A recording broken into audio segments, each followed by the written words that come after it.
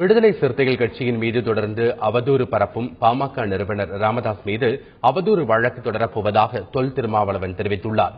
சென்னை பாரிமுனை தம்புச்செட்டி தெருவில் விடுதலை சிறுத்தைகள் கட்சியின் வழக்கறிஞர் தலைமை அலுவலகத்தை அந்த கட்சியின் தலைவர் தொல் திருமாவளவன் திறந்து வைத்தார். பின்னர் செய்தியாளர்களிடம் பேசிய அவர், சென்னை மரக்காணம் கலவரம் தொடர்பாக தண்டனை விதிக்கப்பட்டுள்ள குற்றவாளிகள் 6 பேரும் தலித் சமூகத்தைச் சேர்ந்தவர்கள் என்பதால் அவர்கள் விடுதலை சிறுத்தை கட்சியை சேர்ந்தவர்கள் என பாமக அவதூறு பரப்பி வருவதாக குறை கூறினார். இது தொடர்பாக ராமதாஸ் மீது வழக்கு தொடர உள்ளதாகவும் அவர் கூறினார்.